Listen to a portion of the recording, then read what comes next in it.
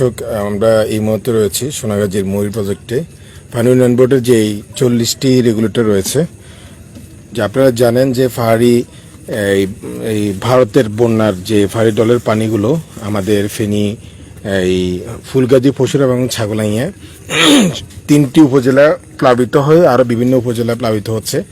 এই মাঝে পুরো জেলার পানিগুলো নিষ্কাশন হচ্ছে আমাদের সোনাগাজী পানি উন্নয়ন বোর্ডের যে 40টি রেগুলেটর রয়েছে এখান দিয়ে। তো আসলে এই মুহূর্তে রাত 2:18 জোয়ার আসার কারণে এই পুরা পানি নিষ্কাশন, পানি যাওয়া বন্ধ রয়েছে, একদম স্থির হয়ে আছে। আপনারা দেখতে পাচ্ছেন এখন আর পানি যাচ্ছে না।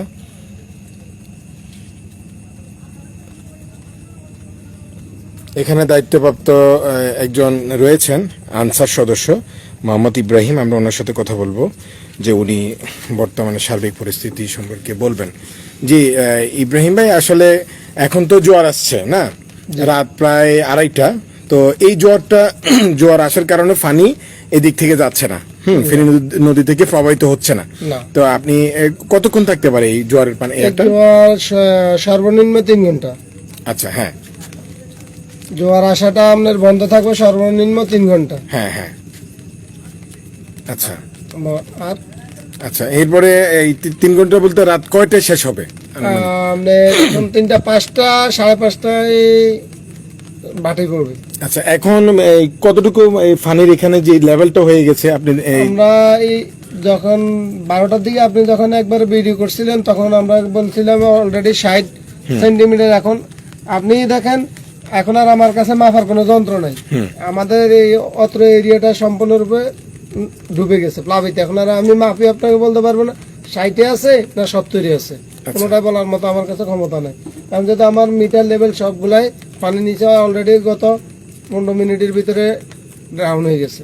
আচ্ছা, তো এই 3 ঘন্টা পর্যন্ত যদি পুরো 40টা গেট বন্ধ থাকে, তাহলে আমাদের সোনাগাজী অর্থাৎ ফেনীর যে 4-5টা উপজেলা যে পানিতে প্লাবিত হলো ভারতীয় ঢলের পানি, হ্যাঁ, তো এখন এই 3 ঘন্টা উপরে আমাদের সোনাগাজীর দিকে কি অবস্থা হতে পারে?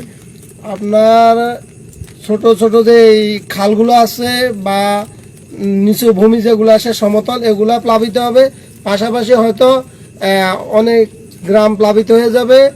এই পানি নিষ্কাশন হইতে অনেক দীর্ঘ সময় লাগবে, যেহেতু 3 ঘন্টার পানির বিপরীতে পাহাড়ি ভারতের পানি আসতেছে, সেটা এখানে পানি অলরেডি ঢুকতেছে, বাইর হচ্ছে না।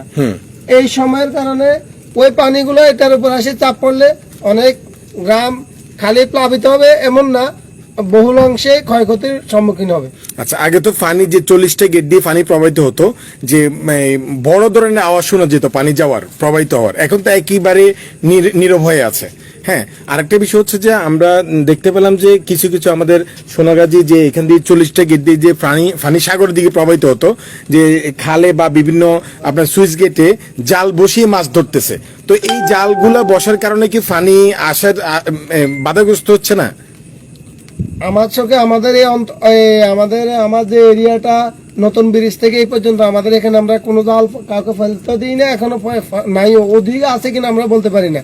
তা এগুলো জালে অত সম্মুখীন না। যদি জালের আশেপাশে কোনো কাঁচরা জাতীয় বা কোনো গাছ গাড়া আসে, তখন ওখানে পানিটা বাধাপ্রাপ্ত হইতে পারে, সম্ভাবনা আছে, কিন্তু অত বেশি না এটা। আচ্ছা, আর বিশেষ করে আপনার জানা মতো কতগুলো প্রকল্প এখানে নদীর পানির সাথে মিশে গেছে, বন্যার পানির সাথে? আসলে এই হিসাব আমরা বলতে পারবো না, যেহেতু এই হিসাবটা অন্যদের কাছে। আমাদের কাছে হচ্ছে আমরা ওইদিকে আজকে যাইতেও পারি না পানির কারণে। ওইদিকে যে প্রকল্পগুলো আছে, কি পরিমাণ ডুবছে বা কি পরিমাণ আছে, ডুবার কাছাকাছি আছে, আমরা আসলে এই বিষয়ে বলতে পারবো না এখন। আরেকটা বিষয়, আপনারা এখানে যেহেতু পানি উন্নয়ন বোর্ডের এই রেগুলেটরের দায়িত্বে রয়েছেন, দায়িত্ব পালন করে থাকেন, আমরা যতটুকু জেনেছি যে এখানে নদী দখল করে মৎস্য প্রকল্প করছে এবং বড় বড় বাঁধ দিয়ে মৎস্য প্রকল্প করার কারণে বাঁধগুলোর কারণে পানিগুলা সঠিক সময়ে আসলে এদিকে প্রবাহিত হতে পারে না, এটা সঠিক কিনা? এটা আসলে আমি বলতে পারবো না, এটা ঊর্ধ্বতন কর্তৃপক্ষ অথবা পানি উন্নয়ন বোর্ড বলতে পারে।